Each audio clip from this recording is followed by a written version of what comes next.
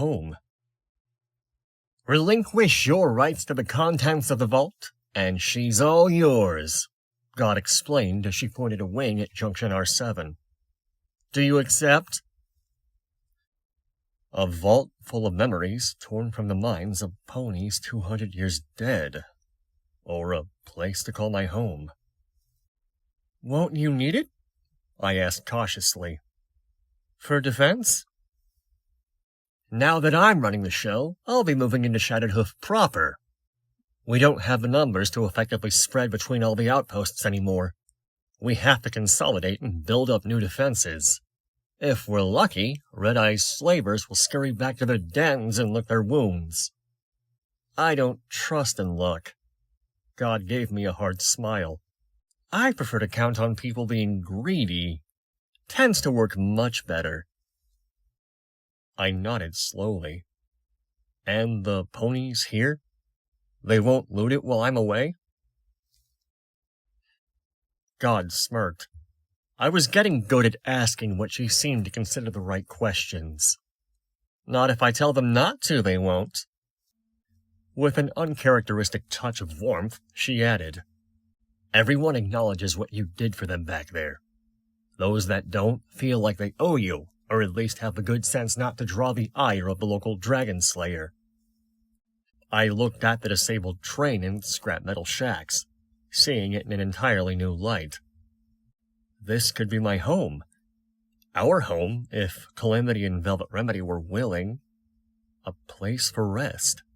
For Calamity to hang his hat. Figuratively, at least, considering he even slept with it on. Just like he slept on the underbarding for that battle saddle. I trotted around it, drinking it in. There was a water pump out back, grills for cooking, a small water purifier in what had been God's private quarters. As well as the passenger car, the train included several lockable cattle cars and 2 boxcars. We could each have our own space, plenty of room for storage. A generator in one of the shacks kept the lights on at night, and the refrigerator in the back boxcar running. I glanced at the guard platform over what had been God's office. Calamity waved his bandaged wing back at me. He was almost finished mounting the tri-barreled plasma cannon in its position. I wondered. Calamity was the only one of the 3 of us who had any skill shooting that monster manually.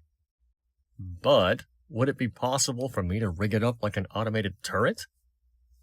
Thinking of the sky-camouflaged convoy, I knew a perfect place to get the parts. True, the place was rusted, filthy, full of moldy hay, but most of that could be set to rights with a lot of hard work and a little TLC. The horrible reek from the station house, its bathroom overflowing with manure, was another matter entirely. I glanced over to it, gagging slightly. That would be an arduous and entirely unpleasant task to fix. Velvet Remedy got my expression and sing-songed. Don't think of it as years of piled-up pony pies, little Pip. Think of it as free fertilizer. We could start a garden. We? The word filled me with more warmth and joy than direct sunlight possibly could. My home in the Equestrian wasteland would be the former house of God, including her office. Any hesitation or concern about why God suddenly wanted a vault full of memory orbs was washed away by that wonderful we. I'll take it. I don't get it, Calamity muttered. She's helping raiders now? Together, Calamity and I walked through the rock yard of Shattered Hoof slightly behind God. Velvet Remedy was elsewhere, insisting that she'd do what she could to mend the injured, despite having completely run out of medical supplies, both our own and those of Shattered Hoof, the second morning after the battle. And even though it was entirely possible that the vile monsters who killed Silverbell's parents were amongst the wounded rather than the dead. Won't be raiders anymore. The voice of God held a finality that was hard to question. Calamity, being Calamity, did anyway. Don't change the horrible things that some of them did. He shook his mane. I still don't like it. That was under Deadeye's.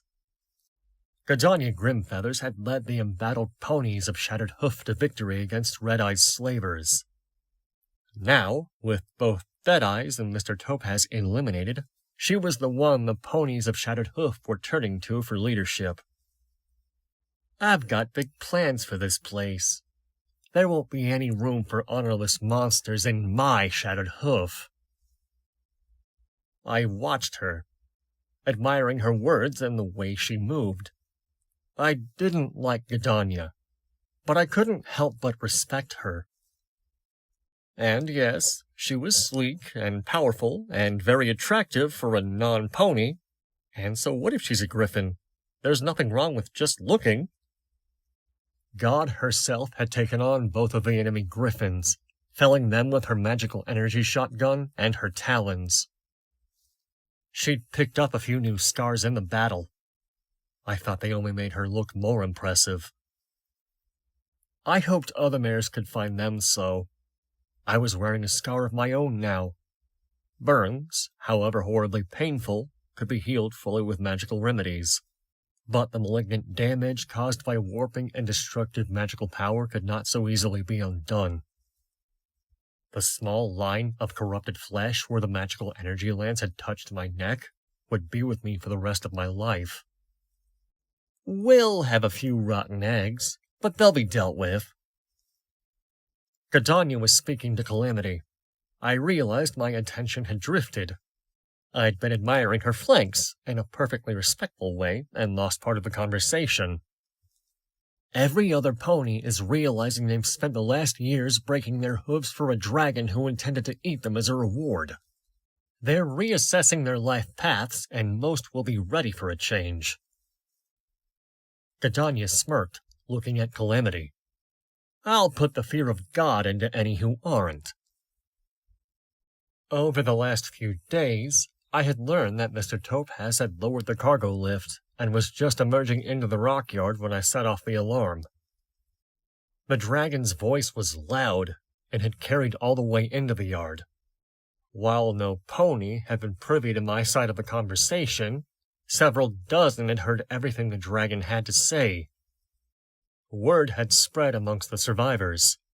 Every pony knew my companions and me by name now and had formed an opinion. Hey, little Pip! A shout rang across the yard from a group of ponies sorting armor stripped off the dead. Found any good bullets of dragon slaying yet? Did you try Mr. Topaz's pantry? Some less empowering than others. I rolled my eyes and tried to ignore them. Focusing forward, I broke into the conversation. What big plans do you have? God stopped and turned, looking over me appraisingly. Clearly, I'd tried to pry at secrets she preferred to keep close to her breast. After a long moment, she gave me as much of an answer as I was going to get, and nothing more than I would have learned naturally in a matter of weeks. In the wake of Mr. Topaz's untimely splattering, we have enough gemstones to entice caravans and establish trade routes. Shattered Hoof lies within a few days' caravan travel of both Manhattan and New Appaloosa.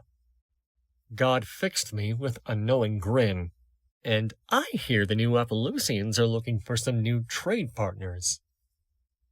I tried not to wince.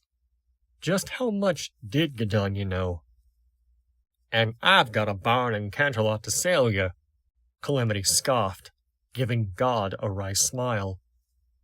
If you expect me to believe a hardened mercenary like Gadanya Grimfeathers is looking to settle down and play mayor. God laughed. It was a rich and seasoned laugh. You're right. I'm also sending out... She paused, finding the right word. Invitations to talons not currently under contract. She didn't elaborate further, but I was beginning to get the picture. And the memory orbs? I asked, mostly out of curiosity. As pleased as I was with the way Junction R7 was shaping up, especially now that we had sealed up the vomit-inducing stink and had started turning my designs for a turret array into a reality, I had begun to suspect that I had gotten the shorter end of the deal. The idea didn't upset me. I had my saddlebags full as it was.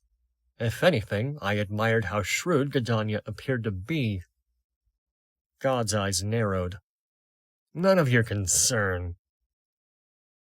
About what I expected. As we reached the end of the yard and stepped into the guard tower, I could hear a radio playing. The ending of an ancient song by Sapphire Shores gave way to the voice of DJ Palmfree. Good evening, Wastelanders! How's every pony doing? Got some great news for you today.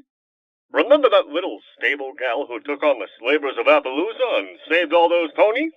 Well, don't ask me how, but she survived taking a nosedive off a cliff in a speeding train. That's right, fillies and gentlecolts. She's back! God had kept walking, but Calamity had stopped and was staring at me, eyebrows raised and hat tipped back. I felt myself blushing hotly and not knowing why. And what's she been up to now, I hear you ask? Well, sit down and put on your listening ears, 'cause it's time for DJ Palmfree to tell you a story. Ready? Good. This is the story of a little filly named Silverbell. I looked at Calamity in distress. I did not like getting credit for what was really Velvet Remedy's good deed. All I did was push Watcher into recruiting Ditzy-Doo's help. Wait till he starts calling you Dragon Slayer. Calamity made merry at my discomfort. DJ Palmfree didn't mention my Pegasus friend at all, and Calamity seemed unduly pleased by that. I looked back over the rockyard and the ponies hard at work in the aftermath of the battle. A slightly melancholy feeling took hold in my chest. The end of the week, I thought. By then, I would have the turrets scavenged from the sky convoy up and running. By then, we would be fully mended and rested. My coat was growing back nicely over where it had been burned off. Velvet Remedy had already stopped fussing over Calamity's wing. Calamity was already getting restless. He had joined me because, like him, I wasn't content to do nothing while others were being abused and murdered.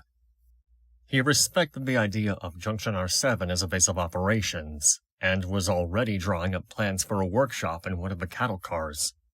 But my Pegasus friend was never going to settle down and play happy homemaker. Velvet Remedy was still fretting over the most gravely injured whom she had been able to save, but I could tell she was beginning to accept that there was nothing more she could do which other ponies were not capable of.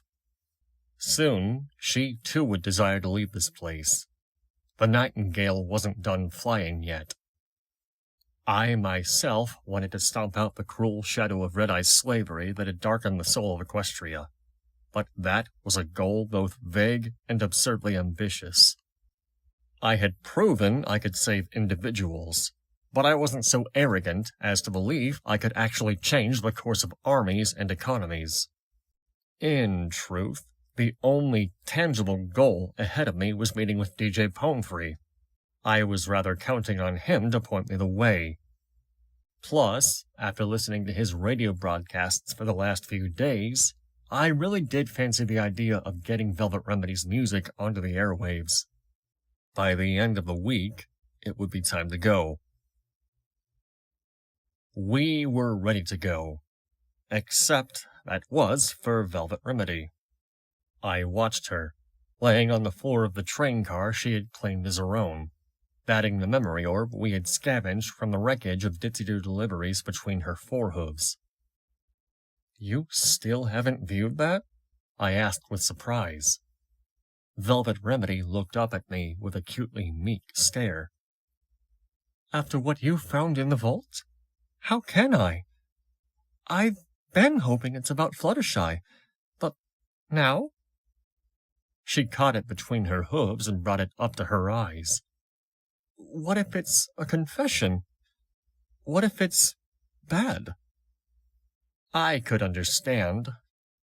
I remembered my reaction upon realizing Velvet Remedy was not a prisoner of the old Appaloosa slavers, and even though that had turned out to be for laudable reasons, I knew how much it hurt to see the pony you idolize fall from the pedestal you put them on. "Would you like me to view it first for you?" I offered. Velvet Remedy smiled gratefully and nodded. She set the memory orb down and backed away. I took a deep breath, swallowing back a sudden hesitation. I'd never actually viewed a memory orb before. Logically, I knew what to expect, a reliving of some other pony's experience. I'd been told such memories were visual, auditory, tactile. Even taste and smell were preserved. But would it be crisp and vivid, or blurred by age? Would I see things as they really had been? Or would it be filtered by the perceptions and biases of the rememberer? Would I sense the pony's thoughts? And would I be able to tell them from my own? I felt a little weak, but also intensely curious. Velvet Remedy was watching me, her presence reminding me why I was doing this. I knelt. Leaning forward, I touched my horn to the memory orb and focused ever so lightly. A strange, flushing sensation washed over me as the train car, the Velvet Remedy, and the entire equestrian wasteland was obliterated and replaced with an entirely different reality. I was standing on a stage, or, more precisely, the ponies whose eyes I was seeing through and ears I was hearing through had stood on a stage. It was strangely like being paralyzed. I could feel what she felt, but I couldn't move on my own. I suddenly had the urgent desire to bite my lower lip, a desire followed by a flash of panic when I couldn't. I was looking out over a crowded auditorium in a large and rather nice indoor theater. Many ponies in the crowd were engaged in conversation, and a low storm of overlapping voices filled the room. Everything was slightly muted and out of focus, but I could still make out the faces of each individual pony. A level of detail that defined this as a raw recording of the events by the brain of the pony I was, for lack of a better word, riding, rather than what the pony could have naturally recalled on her own. I wanted to take a closer look at the walls of the auditorium. I had the distinct impression that they were not wood paneled, but rather actually formed from growing trees, much like the Ponyville Library. But of course, I could only watch what this pony had watched. She concentrated on an elder, yet adorably cute, yellow Pegasus with a flowing pink mane falling over much of her face, and a matching pink tail, who walked reluctantly past her towards a podium standing front and center on the stage. The yellow pony stared at the floor as she walked, as if afraid to make eye contact with the crowd before she had the podium between her and them like a shield.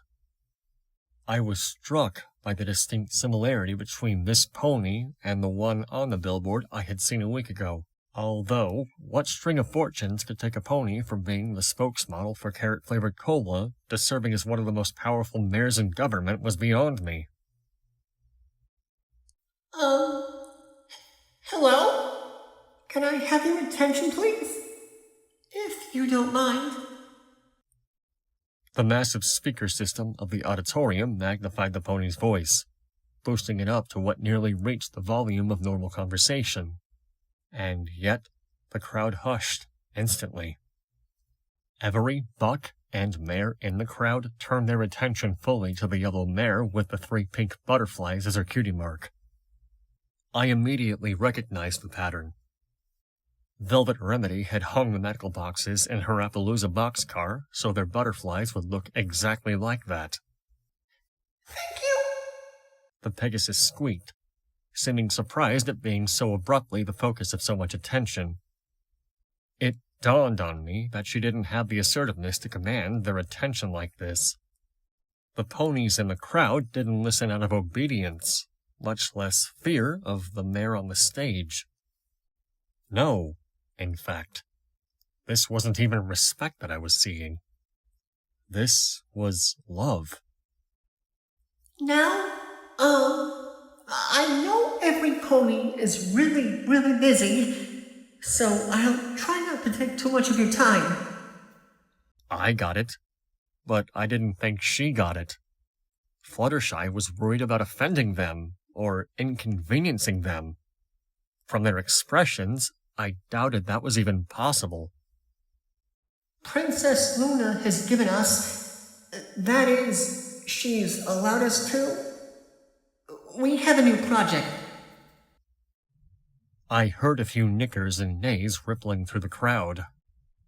No matter how much they loved the mare on the stage, this was clearly not welcome news. The yellow Pegasus eeped, cringing slightly. Please, it's okay. I know we're all overworked, and every pony has so much to do already, and you're all doing just wonderful. As she added that last statement, she smiled warmly at all of them. If all the water in Stable 2 had frozen, that smile could have melted it. But this is really important.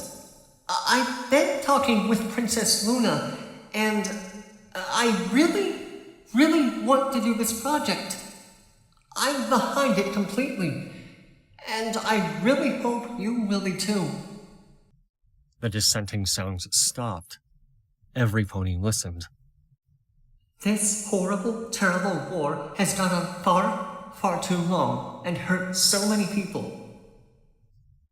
I could hear the sadness and hurt in her voice. Sweet, merciful Celestia. I wanted to gallop over and give her a hug. I wanted to lie to her and tell her things would be all right.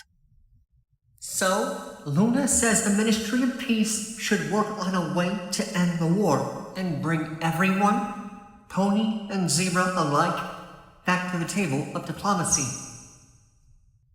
Some pony, whom I had the distinct urge to buck in the face, actually asked, If the war ends, won't we all be out of a job? I heard Fluttershy whisper the prayer. From your lips to Celestia's ears. I stumbled, gasping as if I had been holding my breath, as my own world burst through, flooding over me. I spent a moment steadying myself. Velvet Remedy was looking up at me with big, beautiful eyes. I smiled to her, levitating the memory orb back to her, being careful to focus around it rather than directly at it so as to not be lost in the memory again. It's not bad. We had traveled for most of the day under the slate-gray skies. The cold, dead bones of Manhattan loomed ahead, still at least a day off. But even this far out, the Balefire bomb's destructive power had been felt.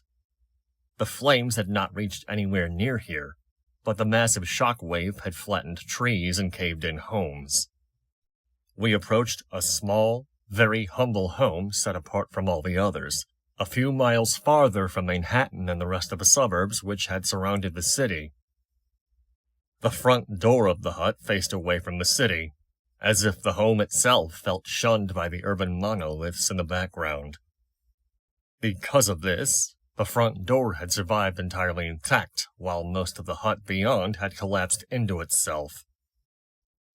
At this distance, damage from the bomb couldn't have been more than that of a strong windstorm, but it had weakened the other side of the home enough for the decaying effects of age to ravage it.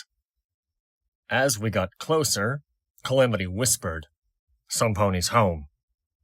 He lifted off into the air, stealthily flying forward to get a better look. A moment later, he returned with a smile. "We're good. Got ourselves a wandering merchant who's holed up in the ruin. Don't mind the owl. I'm pretty sure it's tame." Calamity spun on his wings and flew ahead to greet the merchant. Velvet Remedy trotted after him, moving around to the small building's lack of a west side. As I followed, I noticed that some pony had nailed a recording to the front door. It looked ancient and badly weathered.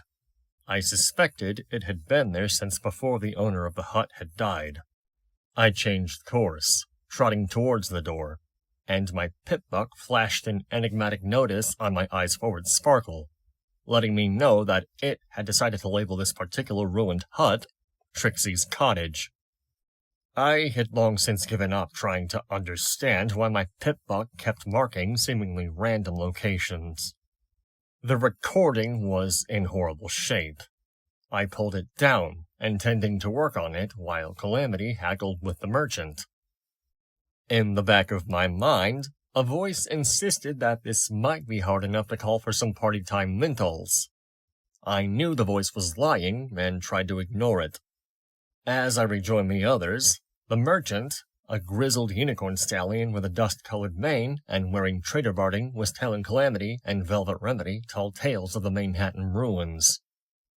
From the looks he kept giving Velvet, it was clear he had not seen so lovely a mare in, well, a very long time, if ever. Ghosts? Velvet Remedy asked skeptically.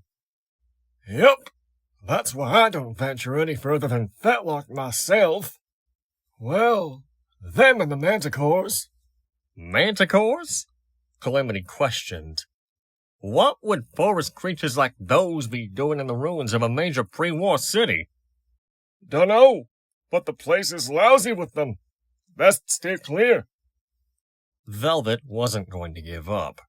And with ghosts. The merchant unicorn nodded. That's what they say, at least. Keep in mind, Manhattan isn't like Canterlot, where the ponies died slow and painful. In Manhattan, it was like nothing. Happened so fast, the ponies' spirits didn't even realize they were dead. Nonsense, Velvet neighed. The pony finally noticed my approach and gave me a big grin. Ah, and another customer. Welcome to... He waved a hoof at the collapsed building around him. The Luna damned shithole. Behind him, a robotic owl whirred and hooted from the top of a doorless cabinet. When it opened its metal beak, I could see the gleam of a small magical energy weapon hidden inside. It ain't much, but it's all mine. Curiosity got the better of me. How much for the bird? The merchant pony laughed roughly. Sorry, miss. Old Gewing ain't for sale. A merchant don't live long in the wasteland if he travels without backup. I nodded. I passed Calamity the magical energy lance to add to his bartering load and sat down to work on the recording. These things were designed to be ridiculously hardy, but this one had taken one hell of a beating. As I floated out a few of my precision tools, I realized it would be a small miracle if I could get anything off of it. I had just started working when Velvet Remedy gave a stomp. No, no, no! I looked up, wondering why she had objected to my efforts, only to realize she was neighing to Calamity. Lowering her head, she pushed him away from the merchant. What's got your tail in a twist? He huffed. You're letting him rob you, that's what, she retorted. Here, let a pony who knows a thing or two handle this. I watched my companions bemused. The merchant pony was staring at them with a slight frown. Velvet Remedy returned, and while Calamity watched from behind, she ignored the pile of goods he was trying to sell the pony, not to mention everything he had been hoping to buy. She fluttered her eyelashes at the merchant, giving him a look that sparked a twitch of jealousy in my breast, and asked, That dress over there, the one in the spring colors? How much is that? She haggled, turning on the charm while demurely noting the poor condition of each dress he floated over to her. Before long, she had purchased 4 dresses for the cost of 2. Trotting over to Calamity, her dresses in tow, she asked him politely, Now, would you be a wonderful dear and use the fabric from these to fix the damage our awful fight with that dragon did to the magnificent gown little Pip gave me? I felt my heart do a little leap. Calamity was just staring at her, nonplussed. The merchant slowly mouthed, "Fight with the dragon?" as he watched her. "What'd you do that for? You didn't even get any medical supplies." Velvet shrugged off the question. "Pretty please?" she added, smiling at Calamity, who got quickly to work. I went back to tinkering with the recording. After the better part of an hour, I was pleased by my progress. I realized the contents of the recording wouldn't be worth the effort, but by now it had become a challenge. The actual message didn't really matter. Calamity had finished repairing Velvet Remedy's gorgeous dress. I was impressed. It almost looked as good as new.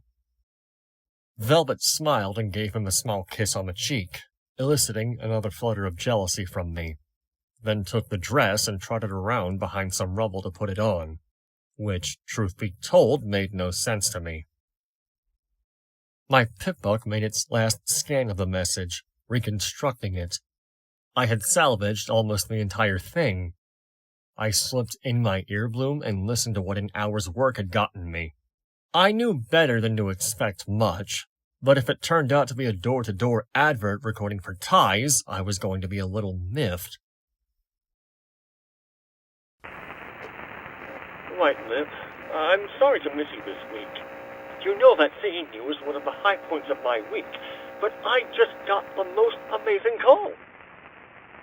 Twilight Sparkle.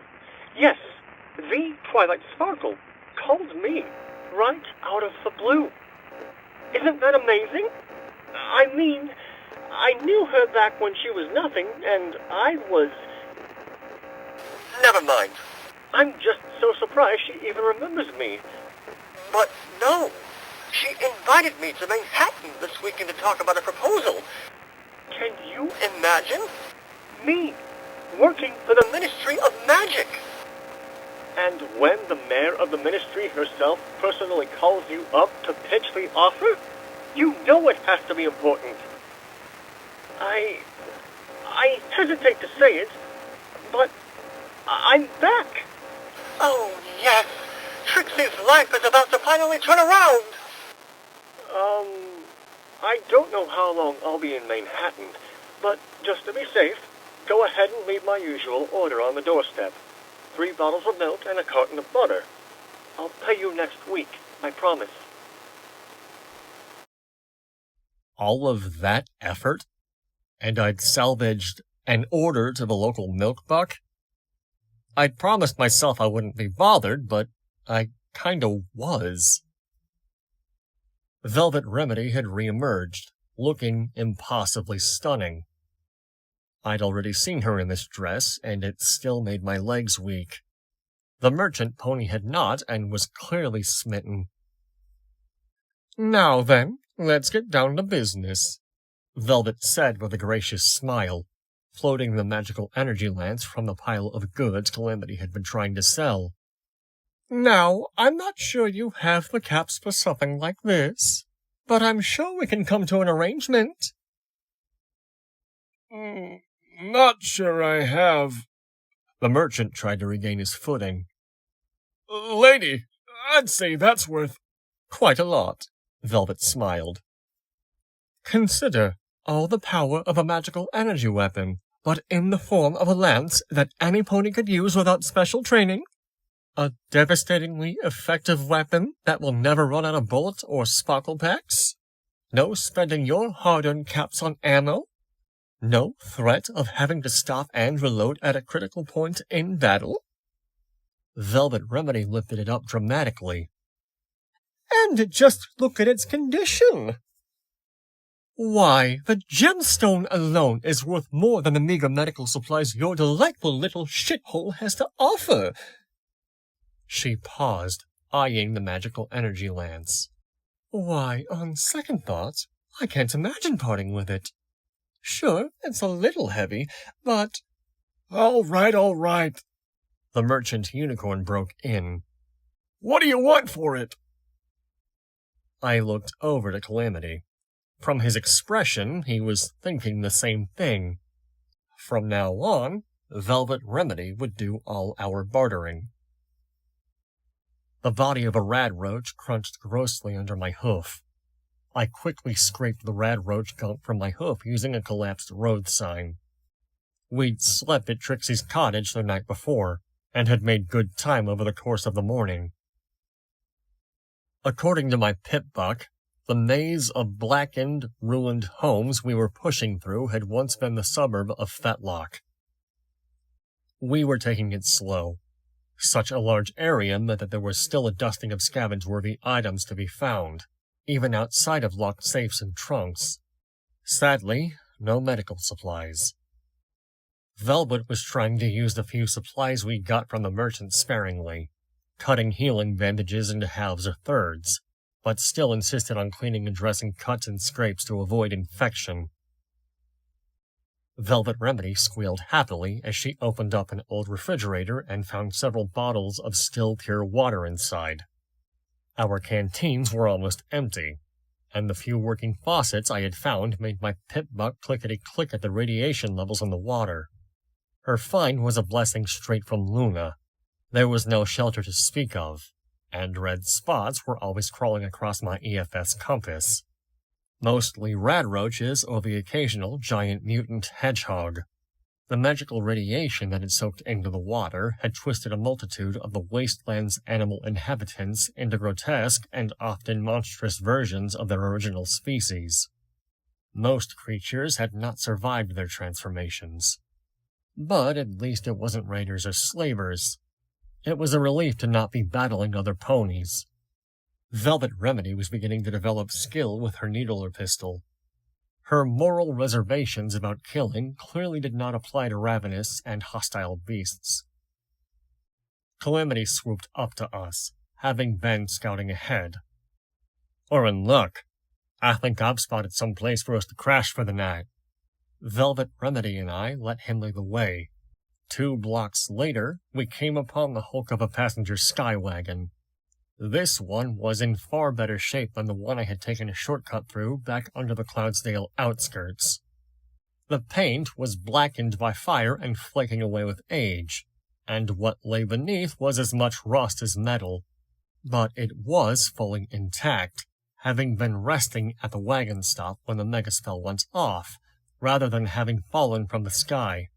It had also been loaded with passengers who, along with the wagon pony harnessed in the front, had been burned alive by the rolling wall of bale flame that had swept through Fetlock. The passenger wagon was full of charred skeletons and burnt luggage. "You want us to bed down in there?" Velvet Remedy asked, looking appalled. "Calamity, that's grim, even for you." I stared at the wagon full of pony skeletons and found myself wondering who they had been. What had their lives been like? Had they been happy? I wondered if the wagon had been heading into Manhattan. Were these ponies all heading into work? Were some of them friends, chatting about the shopping they would do? I squelched those thoughts out under a strong hoof. The apocalypse was already a daily assault of horror and sadness without making it worse by actually thinking about it. Doing that could only drive a pony to suicide or madness. Looking away, I felt a tiny ember of joy as I spotted the flickering light of a sparkle cola machine tucked into a nook just around the corner from the wagon stop. "I'll be right back," I announced, leaving Calamity and Velvet to clean out the passenger wagon. Or argue about it, whichever. I trotted around the wall and into the nook, which I immediately realized was much larger than I had imagined. The red dots on my EFS had become so ubiquitous that I'd stopped paying attention to them. Big mistake. The manticore turned, took one look at the intruder who had just blithely clocked into its den, and let out a roar that blasted my mane back. The carrion stench of its breath let me know I was dinner. I stared up at the huge, brutish monster with its mighty forepaws, huge wings, and venomous tail, and was very glad I hadn't had anything to drink in several hours. I didn't have any of my weapons ready. I hadn't wanted to waste precious ammo on things I could kill with a buck or a stomp. The manticore certainly didn't fall into that category, but I spun, throwing a kick with both hind hooves at its nose. It was like bucking a brick wall. Instead of knocking the manticore back, I sent myself forward in a faceplant. The manticore lifted a paw full of large claws and swiped at my back. If it hadn't been for Ditsy-Doo's armoring, the blow might have cut through my spine. Instead, pain splashed through my bruised back. I scrambled onto my hooves and ran. The manticore gave chase, bouncing after me. I am short. It was bigger than several stacked apple carts. The chase was brief.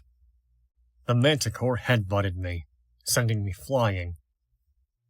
I hit the street hard and rolled until I hit what was left of the wall of the hardware shop across the street. The manticore charged at me as I struggled to my feet, dazed. The sound of Calamity's battle saddle cracked through the air. Blood erupted from one of the manticore's front legs, and it stumbled, missing me to crash instead into an old lamppost. The lamppost tore out of the ground and toppled with an iron thud. As the manticore recovered, a half-burned dress that must have come from the luggage littering the wagon flew through the air on a field of Velvet Remedy's magic and tied itself around the manticore's head like a blindfold. The manticore lashed out blindly with its poisonous, scorpion-like tail. One of the strikes hit the broken sidewalk less than a foot from me. Calamity fired again, this time into the side of the creature. I floated out Little Macintosh and took aim, backing away. The manticore shook its head violently, tossing the blindfold. I got one good shot off, hitting its tail. The power of Little Macintosh cleaved the manticore's tail in two. It roared in pain and launched itself at me. This time I was ready and dodged swiftly out of the way.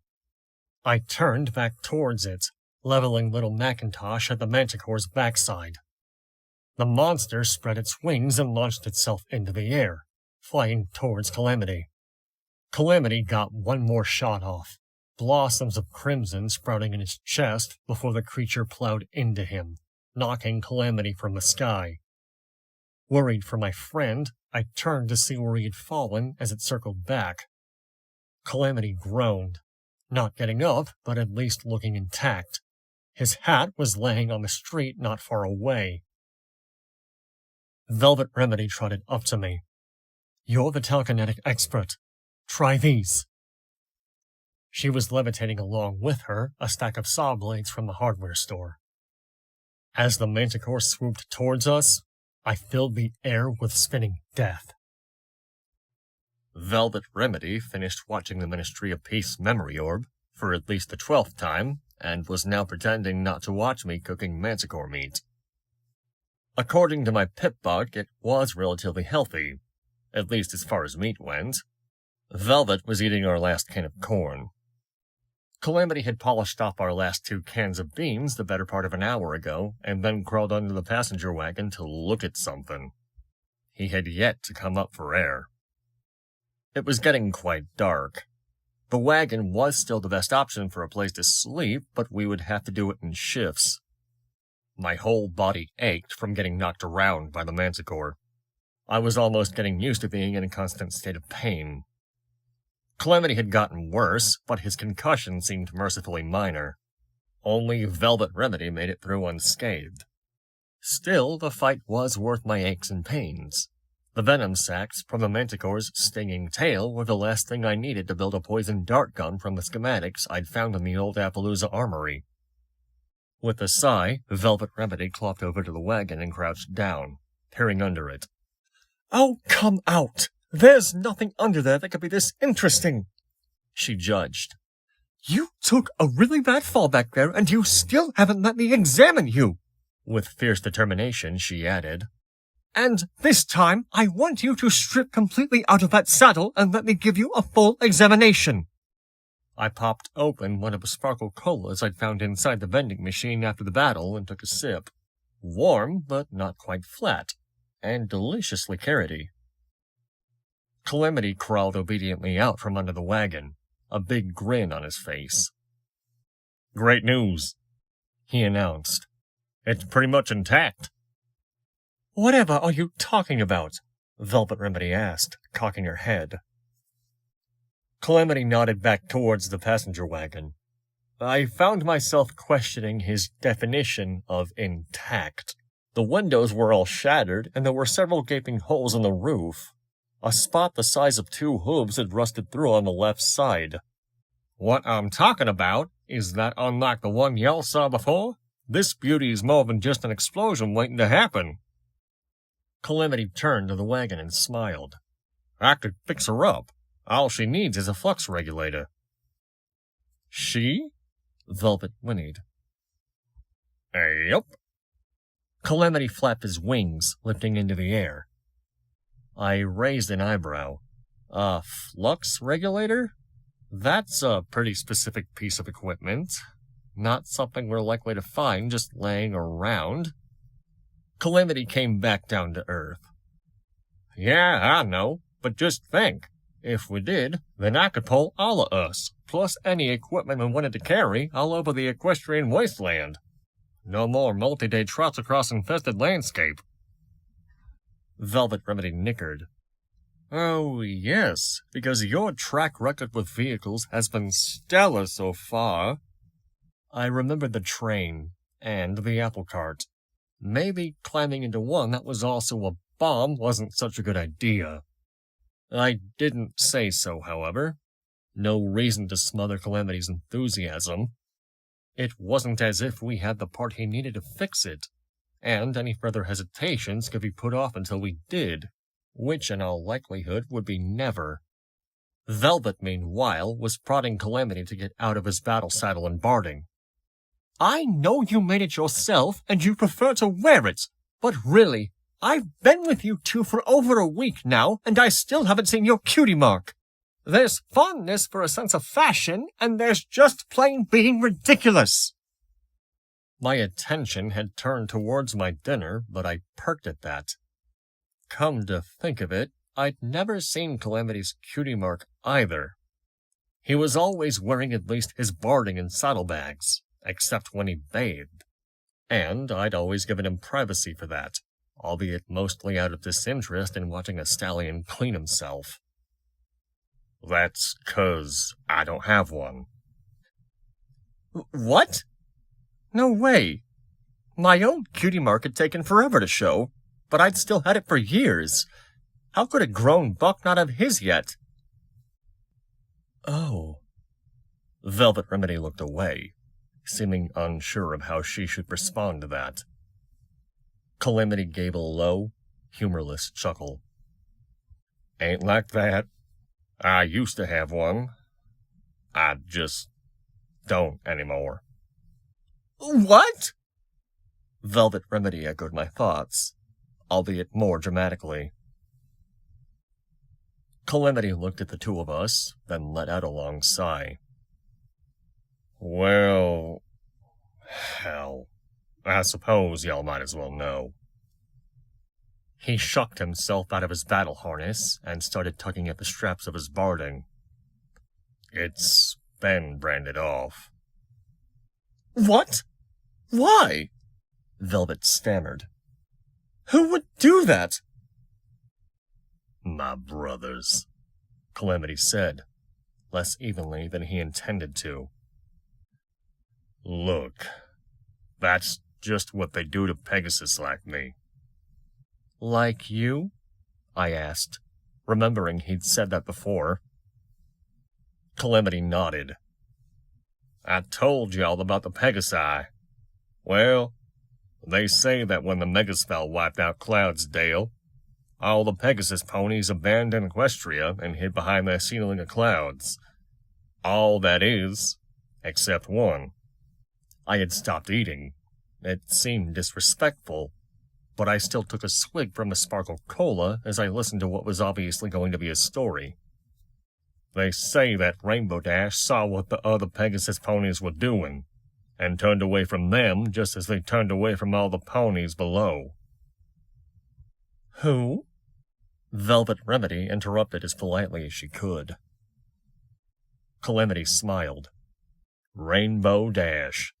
The best of us, in some ponies' opinion.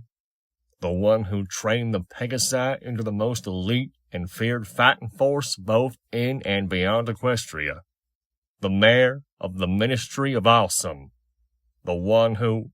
I swear Calamity had waited until I was taking another drink to say that. I coughed violently, sparkle cola spraying out of my mouth and nostrils. I would be smelling carrots for a week. The Ministry of what? I gasped, tears in my eyes. I knew I was further derailing Calamity's story, but I didn't care. Calamity grinned at my reaction. The Ministry of Awesome. And what, pray tell, did they do? Velvet Remedy inquired. Calamity shrugged. As far as I know, nothing. He elaborated. Remember when Watcher told us about the ministries? Well, I'd heard it a bit different. The Pegasi never told us about any of those other mares, but they talked about Rainbow Dash. And the story I heard was that when Princess Luna told her she would be given her own ministry, Rainbow Dash immediately proclaimed, well then, mine will be the Ministry of Awesome. And when asked what such a ministry would do, she replied, oh, they'll figure it out. Rainbow Dash herself was too busy fighting to win the war to be bothered with running some government office. I just stared. There were simply no words. That's interesting, Velvet Remedy finally stated. So this Rainbow Dash was a hero to the Pegasus ponies? Calamity's eyes narrowed. Emphasis on was. She didn't cotton to their closing up the sky and retreating, so she flew off. Never was seen again. And the Pegasi, they tossed their opinion of her faster than a filly whose hat is on fire. Calamity finished unstrapping his barding. It fell away, revealing a flank marred by a magical brand. His cutie mark had been obliterated, replaced by a gruesome scar that looked like a cloud with a lightning bolt. I'm a Dashite, Calamity said. To them, it means traitor. Thunder rumbled overhead. It wasn't even noon, and the sky had grown dark enough to be mistaken for early night. The first drop of rain touched down on my nose, followed by a second on my left ear. We had moved beyond Fetlock into a rolling area of grassy hills occasionally marred by incongruous patches of sand. There was a lake visible at the bottom of the next hill, with a shack and several sunken rowboats on the shore. As we approached, my pip-buck ever so helpfully told me it was Steelhoof's shack, and that I had found it. I floated out Little Macintosh and used the scope to get a closer look. There were tools lined up against the wall, and I could see the glow from an operational terminal in a sheltered outside alcove. And were those turrets? There were metal things on the ground near each corner of the shack, hidden by camouflage. It might have just been my recent work on Junction R7 that had me thinking that way. If they were turrets, they were mostly buried. Wait! I called out, now spotting the marred holes on the grassy hillside all around the shack. The aftermath of the mines that had exploded. The grass was just high enough that the mines would be fully concealed until you were standing on them. Calamity and Velvet Remedy both stopped, looking towards me with concern. I opened my mouth to explain about the mines, but another voice cut me off. Well, look who we have. The winged unicorn suddenly appeared directly in front of us, shimmering into existence. Velvet Remedy let out a short squeal. We remember you from Appaloosa. My jaw dropped. No. No way. But as I stared, I knew that this was a different pseudo-goddess than the one in the slaver town. Her coloration was nearly identical, but there were differences in her face, mane, and flanks. Patches of air on either side of us rippled, and 2 more of the wicked winged unicorns appeared. Invisibility spells? Velvet Remedy complained, apparently beginning to join in my conviction that the wasteland simply hated us. The pseudo-goddesses surrounded us. Each one was different, but only subtly, like they were all siblings. I looked around frantically, but the rolling hills were completely bereft of boxcars. A sunken rowboat wasn't going to cut it. You're not the prize we were looking for, one of them said. but it will be a joy killing you anyways. The third almost purred.